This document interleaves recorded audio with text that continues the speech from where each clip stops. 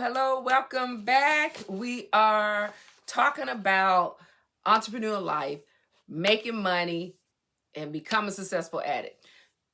This particular talk is a decision I'm working on about. Do we talk about uh, how we make money as women, or do we just make money, period, going into various types of business?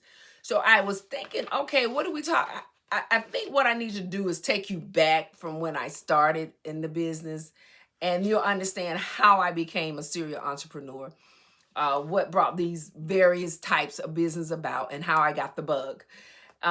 So let's do that. First, I was trying to decide, is this just for uh, women only, or women and men? And in the end, it really doesn't matter. I think what happens is we have to decide what we want to do in business, how we want to handle our business, how we want to go about business, period. And it's important to understand what you're getting into, what you want to do. And some things men do, some things women do, some things that we're both able to do. Now, when I started out, I didn't think about, is it something only a woman can do or something only men can do, and it may be too complicated for me. What I actually went in doing is just going into business with things that I like. And that is how I believe. And I know as a matter of fact, that is how I began to become this serial entrepreneur, because I was interested in things that, well, made me money. Yeah, of course, made me money. It was probably a good product at the time, something that I enjoyed doing. And so that is what about being an entrepreneur is about. You have to decide the position of what you're going to be as an entrepreneur. Are you being an entrepreneur because of what someone else wants you to do, or are you becoming an entrepreneur because it's something that you want to do and that you have a talent that you would like to show others? And by doing that, it brings money to you, and it brings a business to you, which involves you're helping others. Okay. So that has a lot to do with your decision of what you're going to do. Now, when I began, I was a flight attendant, and I was doing several things as a flight attendant until I retired. Okay. So as a flight attendant in the beginning, let's go back let's go back to how those things end up coming about. So I'm a Southern girl, and I'm from the South of Georgia, and I live in Georgia. I end up in my 20s moving to Chicago, and I moved to New York for a couple of years, but I went back to Chicago. So I knew for a fact that I was not going to stay in cold weather. I'm not saying cold weather doesn't exist in the South. I didn't want to deal with that snow. But for about 10 years, that's what I did. I dealt with the snow. And I knew that I did not want to stay. So I was going to make a change, because we were able to do that as flight attendants. And flight attendants, you have lots of days that you're not doing anything, or you can learn something, or you can become achieve several degrees, or you could go back to school. You are able to add anything that you wanted to do, you would be able to do as a flight attendant, because of the days and how we work. So I decided about 10 years in, I said maybe it was 10 years, about 10 years in as a flight attendant, I decided to return south. In that, I needed to buy me a home. So I decided to look for a home. But the young lady that crossed my path at the time was a real estate agent that was into multiple family property.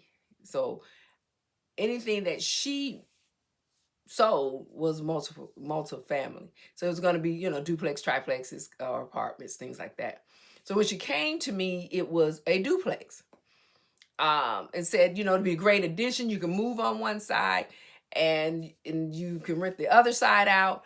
That person would be paying pretty much your mortgage, and you can get that going until you find other properties. But what happened, she kept bringing me duplexes, triplexes, quads, you know, apartments. And that's the life I first began with the bug of real estate. But all that didn't happen that first year. It was just that one.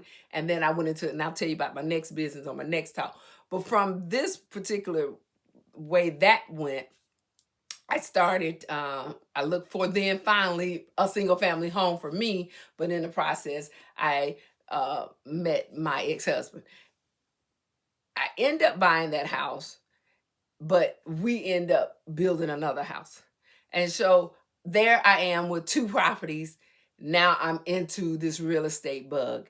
And this was in the early 2000s, before this crash, really actually the 90s, in the late 90s, before late 90s that I started first buying property, and ended up attaining, probably by the 2000, I may have had 50 properties by then.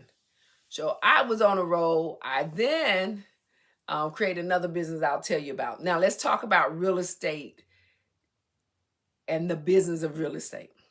Now, the business of real estate is not hard. If you're going to go in the business of real estate to make money, you can make money. There's a key to it. There's a key to being successful in real estate. Yes, there are a lot of companies out here that talk about how they can help you get into real estate, how they can help you learn all various types. You got different individuals that talk about buying multi-units property, talk about single-family home property, talk about commercial property. So, and then talk about buying tax lien property. So there's various ways that you can buy several types of property. So I've given you those four. The four would be single family home, multi-unit properties, commercial property, and tax lien properties. So those all involve buying some form type of real estate. Is real estate a good thing to go into? Yes, to me it is. It's about when, okay? Because it all has to do with it has to do with interest, it has to do with the value, it has to do with what you're willing to do as far as fixing it. It is a lot that you have to understand about real estate.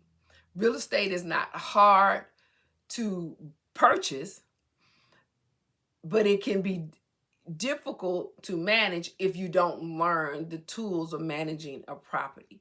Just buying a single family home or a duplex or triplex or whatever is not just buying and then you just rent it to someone and you let it go. That's why I talk about the relationship of business. You've got to have a relationship with your tenants in a way based on business. You know what I mean? So I'll give you an example. If you buy a property and you're renting it out, you don't necessarily have to tell this person you own the property, because that's not being about business. That's about being about ego. A person doesn't need to know that you own the property. You only want to come to a tenant as manager. Never let someone know that you own the property. I'll do another talk about why you don't let other people know that you own the property. Because business is business, and you have to make sure that when you're dealing in real estate, you're dealing it on the basis of business. No matter what people have going on and what happens in their life, they're not in your world. They're business. They're business. That's what they are when you get into this world of real estate. Once you learn that it's business, your real estate will be successful and you will receive your rents on time. Now, everybody have issues within their lives when it comes to rent, but it's a way you do it. And again, I'll talk about that on another video that I'm talking about the management of property, because that is important. And that's going to be a good talk right there. So we'll stay on this series right now of real estate, because I need to take you to through the series about managing properties and different various things. And so it may take me three more tapings. So just stay with me. I'll come back. I'll talk to you more about real estate, how you purchase the real estate, what it is involved, and the type of real estate you're buying, and I'll talk about the managing of properties. Okay, so you've been with Dr. Pamela Weiss Smith. I will be back and we'll continue to talk about how we can be successful in this entrepreneur life, business life, and make money. Okay, talk to you soon.